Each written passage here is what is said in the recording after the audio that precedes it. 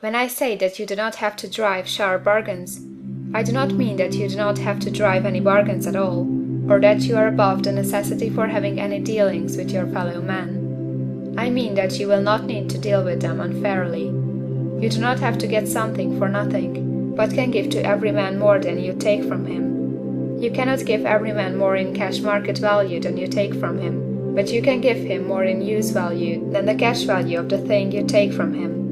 The paper, ink, and other material in this book may not be worth the money you pay for it, but if the ideas suggested in it bring you thousands of dollars, you have not been wronged by those who sold it to you. They have given you a great use value for a small cash value. Let us suppose that I own a picture by one of the greatest artists, which, in any civilized community, is worth thousands of dollars. I take it to Baffin Bay, and by salesmanship induce an Eskimo to give a bundle of furs worth 500 for it. I have really wronged him, for he has no use for the picture. It has no use value to him. It will not add to his life. But suppose I give him a gun worth $50 for his furs.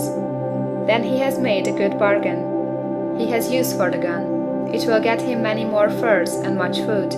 It will add to his life in every day. It will make him rich. When you rise from the competitive to the creative plane, you can scan your business transactions very strictly, and if you are selling any man anything which does not add more to his life than the thing he gives you in exchange, you can afford to stop it. You do not have to beat anybody in business, and if you are in a business which does beat people, get out of it at once. Give every man more in use value than you take from him in cash value. Then you are adding to the life of the world by every business transaction. If you have people working for you, you must take from them more cash value than you pay them in wages. But you can so organize your business that it will be filled with the principle of advancement, and so that each employee who wishes to do so may advance a little every day.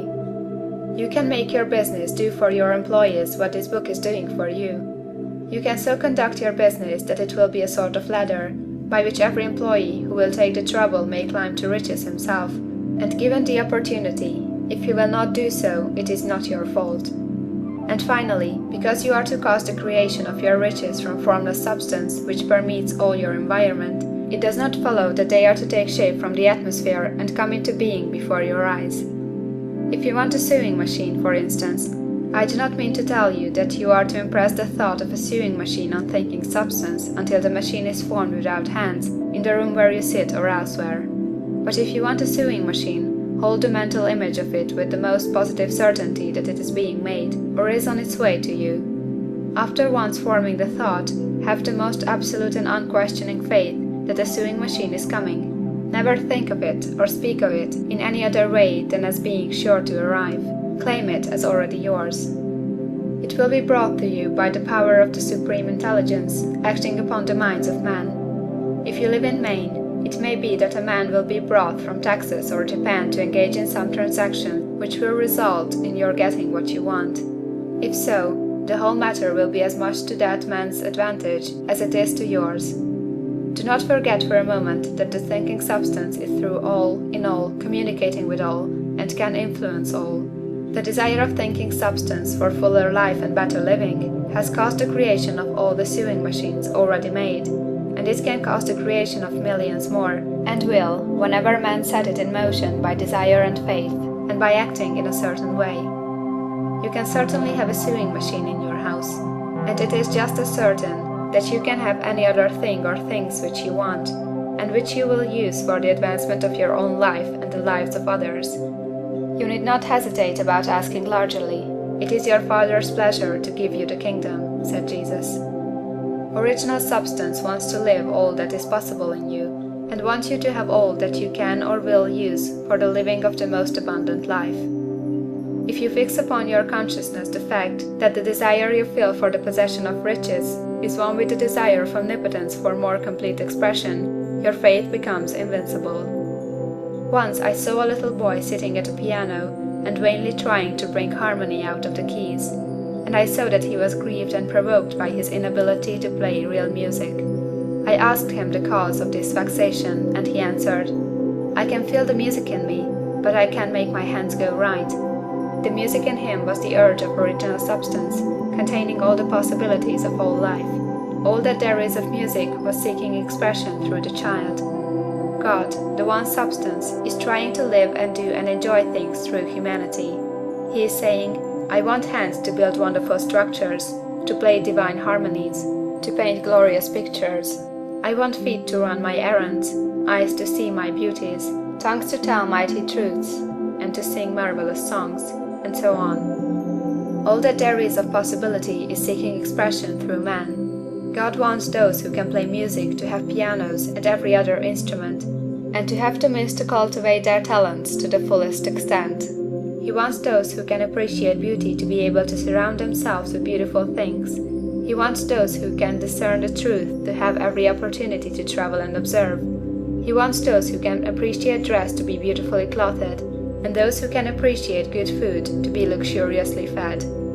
He wants all these things because it is himself that enjoys and appreciates them. It is God who wants to play and sing and enjoy beauty and proclaim truth and wear fine clothes and eat good foods. It is God that worketh in you to will and to do, said Paul. The desire you feel for riches is the infinite seeking to express himself in you, as he sought to find expression in the little boy at the piano. So you need not hesitate to ask largely. Your part is to focalize and express the desire to God. This is a difficult point with most people. They retain something of the old idea that poverty and self-sacrifice are pleasing to God. They look upon poverty as a part of the plan, a necessity of nature. They have the idea that God has finished his work and made all that he can make, and that the majority of men must stay poor, because there is not enough to go around.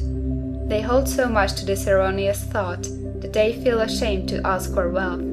They try not to want more than a very modest competence, just enough to make them fairly comfortable.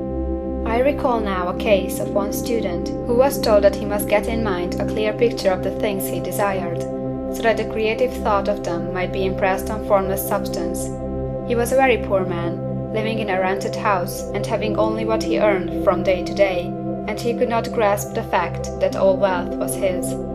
So, after thinking the matter over, he decided that he might reasonably ask for a new rug on the floor of his best room and an anthracite coal stove to heat the house during the cold winter.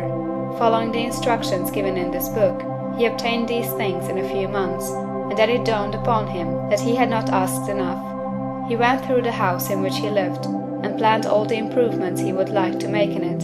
He mentally added a bay window here, a room there, until it was complete in his mind as his ideal home, and then he planned its furnishings. Holding the whole picture in his mind, he began living in the certain way, and moving toward what he wanted, and he owns the house now, and is rebuilding it after the form of his mental image, and now, with still larger faith, he is going on to get greater things. It has been unto him according to his faith, and it is so with you and with all of us.